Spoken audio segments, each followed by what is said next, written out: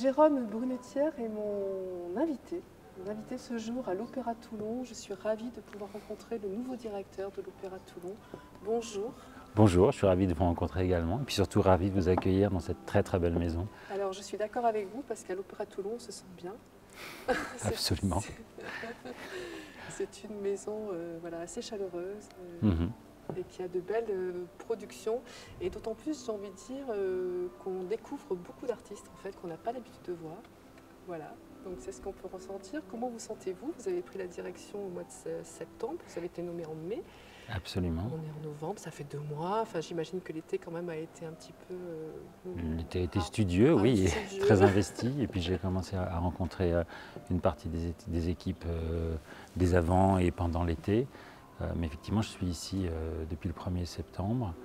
Et je suis très heureux d'être ici, je suis très heureux de la vitalité de cette maison et ça me fait infiniment plaisir de vous entendre dire qu'on s'y sent bien et qu'on est heureux quand on franchit les portes, parce que je crois qu'on sent l'âme de la maison, et l'âme de la maison, c'est l'âme des gens qui y travaillent et qui la font vivre. Chacun connaît sa partie et les choses se construisent, et quand on met les choses ensemble, on essaye, on corrige, on refait pour arriver jusqu'à la première, et ça donne une énergie très forte, et je pense que c'est ça que vous avez ressenti en entrant dans cette maison, c'est cette énergie de...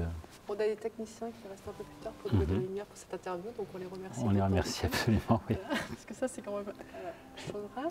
Alors, 2 mois que vous êtes là, vous reprenez la programmation que vous n'avez pas faite finalement. Non, absolument. Et alors, comment vous arrivez sur cette programmation qui a déjà été établie? C'est un très beau programme, donc c'est pas très difficile d'arriver et de réaliser finalement un programme qui a été très bien pensé, qui est très varié. On a ouvert avec une très belle Tosca, on a maintenant cette pièce d'Adolphe Adam, Si j'étais roi, qui est un répertoire qui peut donner, et qui pourtant au moment où cette pièce a été créée, un tout petit peu avant que ce bâtiment soit construit, ça a été un très grand succès. C'est une époque de l'histoire de la musique, de l'histoire de l'opéra français. C'est ce que j'appelle de la musique légère, avec absolument zéro nuance péjorative. C'est de la très belle musique légère. C'est de la musique qui s'écoute avec un livret qui correspond à ce qui à l'époque faisait rêver les gens. Et qui était l'Orient, une espèce d'Orient fantasmé, lointain. Alors évidemment, avec le regard du XXIe siècle, on peut regarder cette histoire de manière très différente. Ce n'est pas du tout le choix que Marc Adam a fait. Marc Adam, le metteur en scène, qui porte le même nom que le compositeur, c'est rare, mais c'est notable de cette pièce, et qui respecte totalement l'esprit de cet ouvrage et ne lui demande pas de porter des concepts qu'il ne pourrait pas porter, mais on fait le sert tel que l'esprit de cette œuvre la constitue. Alors, Si j'étais roi, c'est une œuvre qu'on n'a pas vraiment l'habitude de voir dans un opéra, donc ça aussi, c'est susciter la curiosité aussi, donner Absolument. envie, certainement. On va finir l'année avec la Péricole, on va recommencer avec Così fan tutti. Donc c'est vrai que ce sont des œuvres par contre qui sont pour autant très célèbres. Oui.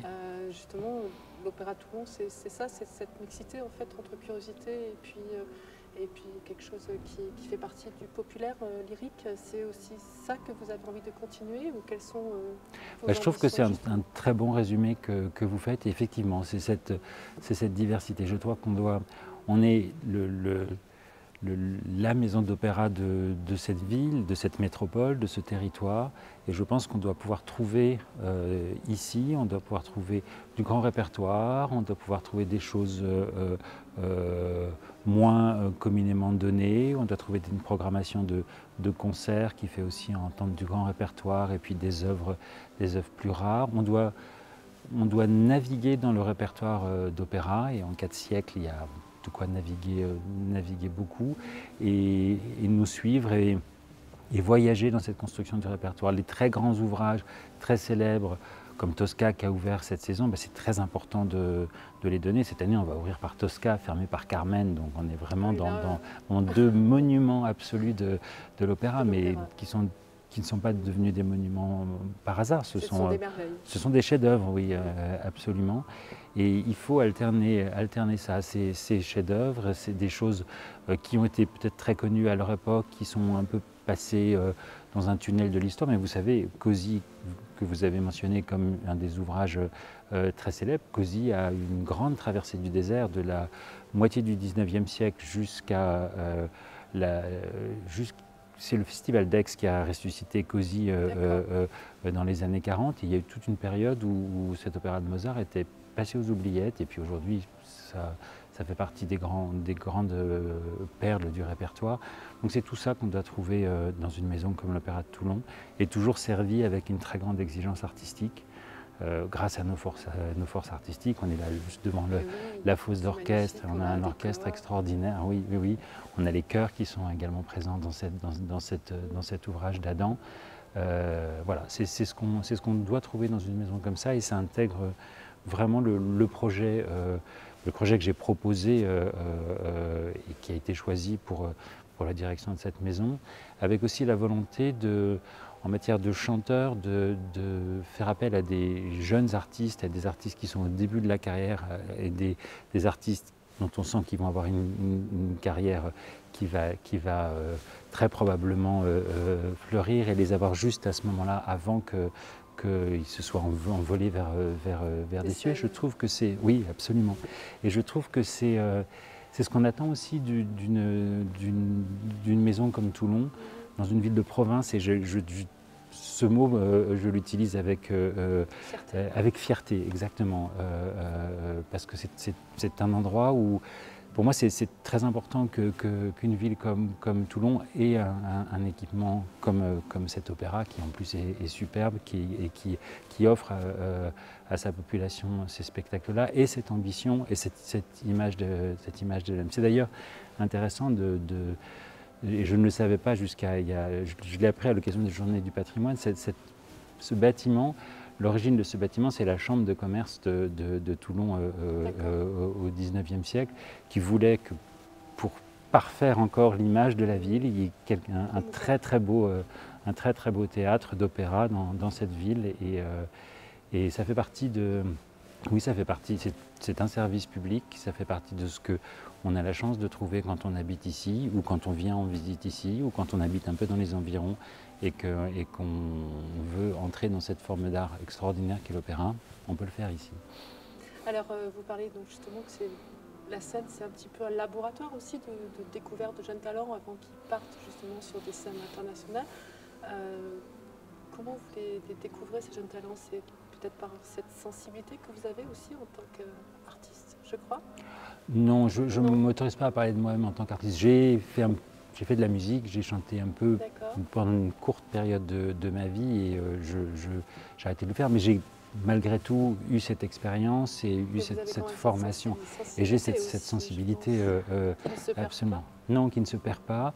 Je ne suis pas le seul, on est une équipe, et aller à la découverte de ces jeunes talents, c'est un travail, ça nécessite d'être beaucoup à l'écoute, d'organiser des auditions, d'aller entendre les auditions qui sont organisées dans les conservatoires, les écoles de perfectionnement de la voix, les académies d'opéra, il y en a plusieurs. Je pense à l'Académie de l'Opéra de Paris, celle du Festival d'Aix, celle de l'Opéra du Rhin, pour en citer trois en France. Il y a tous ces lieux où on a la chance de pouvoir découvrir la voix, la personnalité, l'artiste, parce qu'un chanteur, c'est pas juste une voix qui nous intéresse. On se dit, là, il y a vraiment quelque chose qui se passe. Quel est le rôle qu'on pourrait donner maintenant, et puis à quoi on peut penser pour dans 2 ans, et de construire des choses de cette manière-là. Et c'est nécessaire, d'ailleurs, c'est aussi nécessaire dans la carrière de ces artistes qu'ils puissent franchir ces étapes et à leur tour être découverts par des très grandes maisons, et puis s'envoler vers les firmaments de l'art lyrique. Alors, je crois que vous avez terminé l'été, vous avez terminé votre mission au Festival d'Aix cet été. Absolument. Là, pour le coup, j'imagine que c'est vraiment un grand changement, parce que vous êtes parti sur une programmation presque annuel, on va dire, et un travail en tout cas annuel. Qu'est-ce qui change pour vous? C'est beaucoup de choses qui changent. C'est la même chose. On va d'abord parler de ce qui ne change pas, c'est l'opéra et cette forme d'art exceptionnelle qui allie le théâtre, la musique. Mais ce qui change, c'est vraiment de penser la continuité d'une programmation sur une année, de penser le lien avec une population, avec un public, avec cette diversité qui n'est pas la même construction que quand on fait un festival qui dure 4 semaines, où il faut que tous les soirs il y ait quelque chose pour des festivaliers qui vont venir quelques jours. Là, on est vraiment, il faut construire sa saison en se disant, en offrant au public toulonnais voilà, et autres, en offrant la possibilité, en dosant, en alternant, et puis être présent tout au long.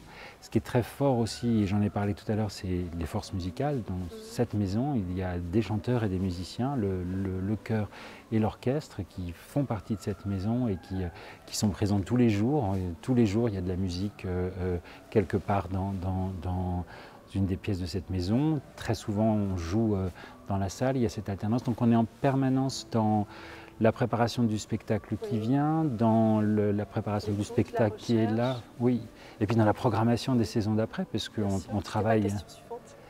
Pardon. Alors la programmation de l'année prochaine, vous y travaillez maintenant? On travaille à la programmation de l'année prochaine et la suivante aussi. À l'opéra, on travaille très en amont et c'est. Oui, sur 2-3 ans peut-être. Oui, sur 2-3 ans. Ouais. Et alors, qu'est-ce que vous allez apporter sur ces prochaines programmations en tant que Jérôme Brunetière? Alors, je vais votre expérience, votre savoir, ce pourquoi vous avez voulu prendre la direction. J'en ai parlé déjà. Je vais vraiment suivre cette règle d'un grand éclectisme, d'aucune spécialisation de répertoire. Je trouve que ça n'a pas de sens en étant ce que j'ai décrit tout à l'heure, en étant sur un territoire. Il faut qu'on fasse découvrir un maximum de choses. On ne peut pas devenir le spécialiste de ci ou le spécialiste de ça. On doit servir un vaste répertoire. Cette importance des jeunes chanteurs, qui est pour moi une marque qui doit devenir une marque de fabrique de cette maison. Faire vivre les forces musicales de l'opéra, et puis aussi avoir des propositions scéniques qui sont fortes en fait. Pour moi, le débat entre les anciens et les modernes n'a plus beaucoup de sens. Il y a des propositions scéniques qui portent l'œuvre et qui permettent de mieux la comprendre, de mieux l'apprécier. Et puis il y a les autres, et moi c'est les premières qui m'intéressent. C'est que pour arriver à ça, elles s'appuient sur une esthétique classique ou une esthétique différente, ça n'a pas d'importance. C'est le résultat, l'endroit où elles arrivent à nous amener en tant que spectateurs. C'est l'émotion. C'est l'émotion et l'intelligence aussi, le regard que ça porte sur l'ouvrage, et ça je crois que c'est très important. Et puis les saisons qui viennent, elles vont être marquées par un facteur qui n'est pas du tout négligeable, c'est que ce très beau bâtiment va se refaire une beauté.